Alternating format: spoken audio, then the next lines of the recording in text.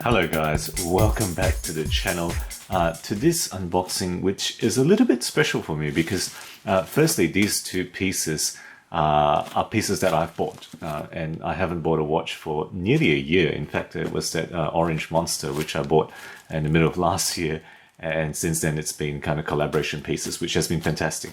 But these are also what I kind of consider Mini-Grail watches, and I'll explain why, because these are not exactly very difficult to afford, but I didn't want to pay an unreasonable price for them, and then there was a special reason why I didn't want to pay over 1,000 Australian for this particular piece. So let's get into the unboxing. I'm going to start with this box on the left here. So this one came in express post via Australia from the eastern states from an eBay seller, and you know, it's something I came across on the weekend, and eBay had a bit of a sale, 10% coupon, so this was I think it was a pretty good deal. So I've already loosened the packaging. I haven't opened it at all, so let's see what it looks like. Okay, so immediately you can see it is a Casio. It is a G-Shock, so a little bit battered, but you know, I don't really care about the outer box. Right, warranty, manual. Ooh, this is a receipt from International, where the buyer got it from. And let's just get into the G-Shock packaging. So there, that's just a camouflage variant packaging there, nothing too special. And then camouflage variant packaging on the inside. So typical G-Shock, if you've seen G-Shocks already, you know this. And let's have a look. So it's something I haven't touched yet. All right, a little bit more Casio special instructions. And let's have a look at it. Okay. There we are. And oh, wow. You know, this is in person every bit that I expect, you know. So, you know, for those who are Casio aficionados, you recognize this as a Frogman. Of course, you know, it's the asymmetric case there, right? This is the only ISO 6425 diver range in the entire G-Shock range, and wow, look at that. I love that. Look, that screw-in case back, the only screw-in case back in any G-Shock, I believe, and certainly is the only ISO 6425 diver. And this one here is actually a GF-8250 model. This is camouflage, you know, kind of variant, and this came out a few years ago. And I was able to get my hands on this particular model for around 400 USD after that eBay discount. And I think that's a pretty good deal because these are listing for way more than that in good condition. And this is certainly, no doubt, in very good condition, every bit as good as the seller has explained it to be. All right, let's just have a look through. Yep. Gonna enjoy this one, you know, going through and spending time with this particular model, you know, something very special. So let's just put it on for the wrist shot. And there we have it. So I believe this is about 52 millimeters on the width here. And as a G-Shock, it's almost demure in its size, you know, as a master of G.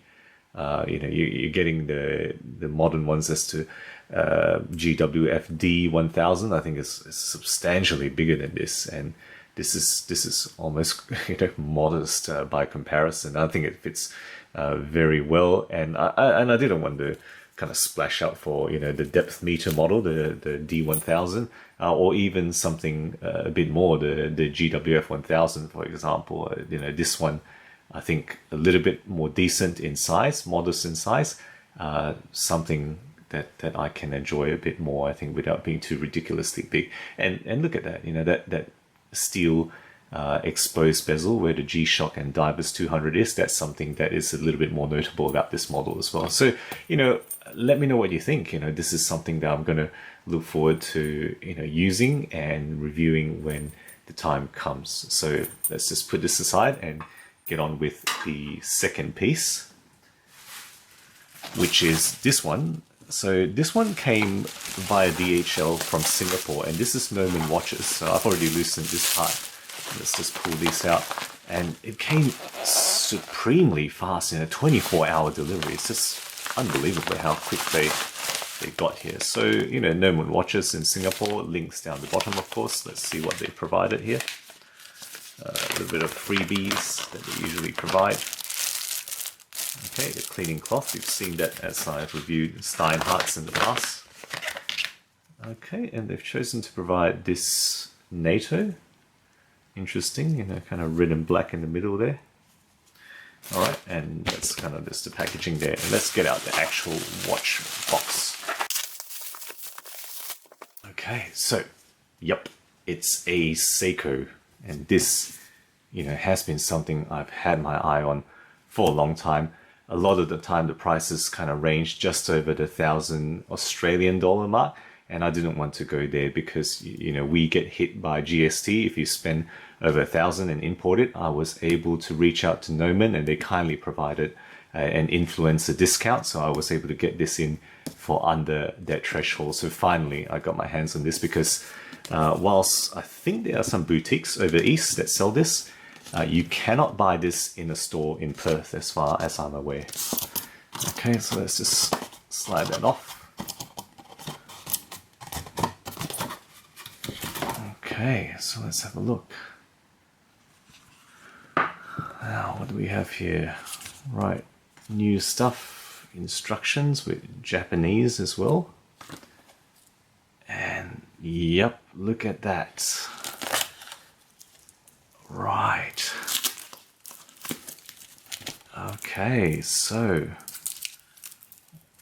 what we have here. So yep, this is the Seiko SBDC029 Shogun. You know, I guess if you gave me a choice, I would have preferred a 007 in good condition, but that's difficult to get. You know, you got to outbid others on eBay and whatnot, and I just couldn't find one. And some of them go for ridiculous prices as well. I believe there was one that just went for close to 900 USD used. So, you know, it was just hard to kind of get my hands onto one of those. So let's just look at these tags and work them off.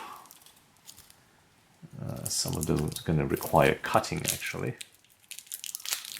Let's open this up. Okay, yep, they did indeed require some cutting, and I'm just going to remove some of this now in front of the camera, in fact. Okay, so new watch, new wrappings, unwrapping it for the very first time, share it with you guys. Okay, so there we have it, and yep, you know, it's really quite something. And the first thing I noticed, apart from the looks, is its lightness. You know, this is titanium with Seiko's Dia Shield, right? Dia Shield covering coating to make it tougher than usual titanium, and you know, it's quite something in person. You know, that's something. I'm gonna really, you know, it's gonna get a lot of wrist time, I think, this watch. So let's just try it on. Okay, so obviously not sized yet, but this is just for the unboxing to show it. There you go. Okay, Seiko Shogun SBDC029 on the wrist there, and obviously when I do the full review, it will be sized properly to my 17cm wrist. So guys, put that aside, you know, there we go. Couple of my Mini-Grail watches. Guys, you know, let me know what you think about these pieces. You know, if you've I guess had experience with these divers. Both are dive watches, but very, very different, both Japanese, but you know, obviously very different design and sensibilities. Like to hear what you think, and also which one you would like to see reviewed first. So obviously I think my preference is automatic watches, and you know, probably most people will go for the automatic, but this is quite special as well, this Master G Frogman GF-8250. Guys, you know, let me know by all means which one you like to see. If you enjoy my videos, do consider subscribing. I put out new content weekly, always aiming to be objective and unbiased about all things horology. Thank you again for sticking with me, and as always, I will catch you guys next time.